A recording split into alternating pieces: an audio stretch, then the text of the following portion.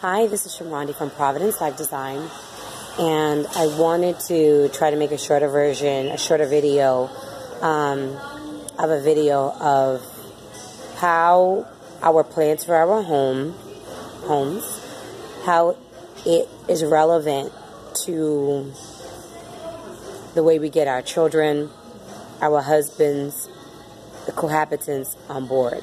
Okay, so what happens is that and everything is energy, right? And we have to find a way to get our homes all the way together. So you could have a design idea. Let me see if I can tackle two things. One thing is how to keep the kids on board, and then two is how to kind of like neutralize couple disputes when it comes to making decisions. Maybe that needs its own video. Okay, I'm gonna do that. But when it comes to children and you know, cohabitants and things like that, what you would need to do is create a system. Create a system in your home and how everything is going to be maintained. Create a system in your home for the storage. Create a system in your home for the dispensing of things. Create a system in your home for, and these are not big projects, okay? When I say create a system for dispensing and how things are handled in that sense, it's like, you want to be able to clean up quickly. You want to be able to clean up quickly. And I think what happens is that's what people have in mind when they have all these extra cabinets. Some of us need to pare down. Some of us need to purge. We need to give to others. We need to donate. That is going to create flow in our lives. Okay? That's another video. I'm going to touch upon that, but I'm going to create another video for that. So, for an instance, let me give you a particular project so you can stay with me. For children, for an instance, let's just say the room is the kids' room where they sleep, where they play, / the nursery. There's a whole lot going on in the room, right? And this is many of us because we want to make our children close together in age. So you have someone who is past being a toddler. They can help with some of the tasks in their own upkeep, and then you have to have a storage system, and then the room also needs to be able to function efficiently for you to care for the smaller child that cannot do any of these tasks, okay? One thing that's really important in a space like that is if you're going into it, if it's a home, it is an apartment, and I think that it's a misconception for people with kids that they think that they should have the largest bedroom. I don't agree with that. I don't agree with that. If there is a bedroom in the building, house you're living in, and it is the largest bedroom, and you want to house more than one child together, give the kids the largest room. It's better for you to give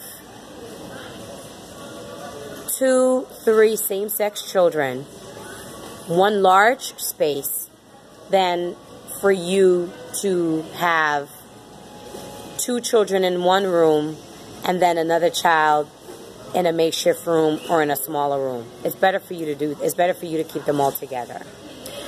That is for the rearing of the kids. The kids are learning. Children learn by action and not what is told to them. Okay? Quicker. They pay attention, but that's a more efficient way. They learn by watching. You're creating a sense of home and comfort for the child. The space where they sleep, where they rest, and where they play is also where they can learn. Okay? This is also going to be the same room that the one that is the little goober, the small one, he is constantly interacting with these older, bigger humans, okay, that are going to shape him or her. So if you have 3 little girls, you take the smallest room and you put the children in the largest room, okay?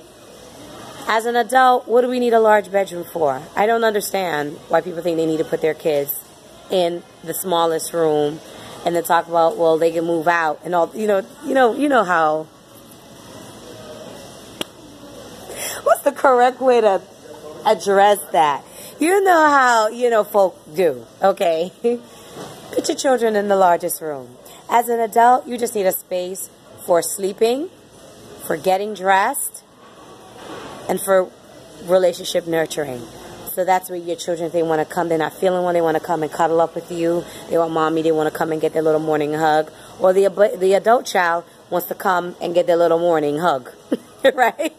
So you don't need space to do somersaults and cartwheels and all of that.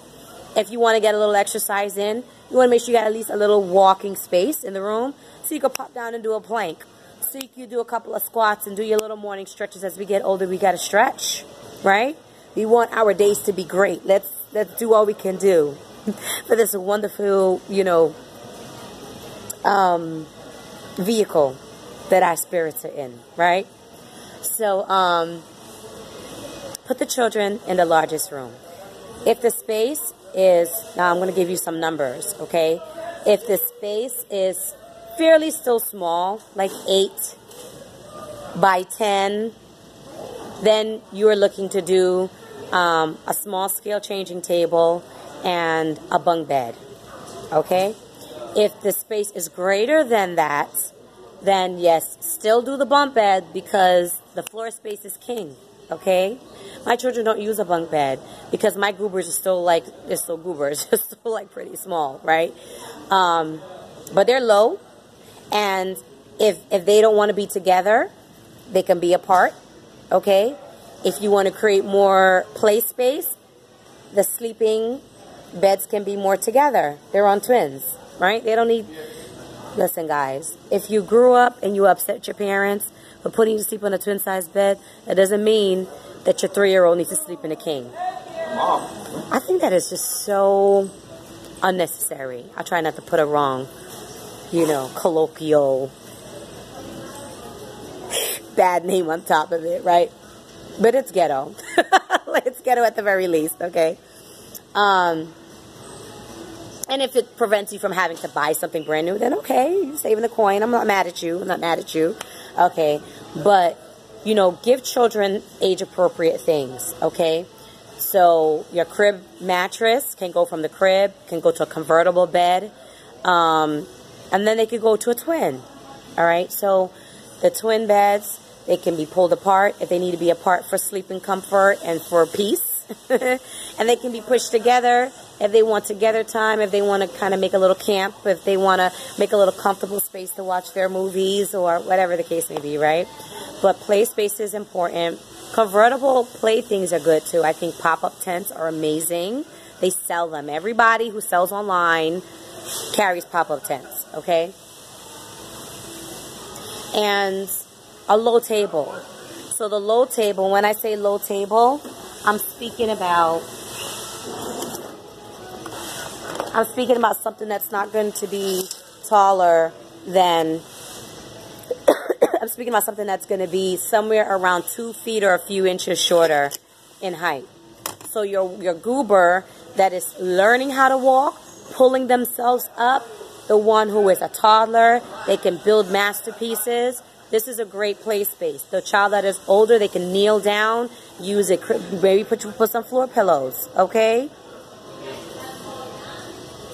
Get yourself some interlocking foam mats, They sell the exercise kind, that they're thicker probably than the colorful ones, okay? Bean bags are amazing. So there's a safe place for the kids to play together, and then the little small goober can crawl. And that small goober is going to be watching the older ones and all of that. Create a wrap-up when they come home from school. Get undressed. Put your clothes in the laundry basket. Give them their own laundry basket. Create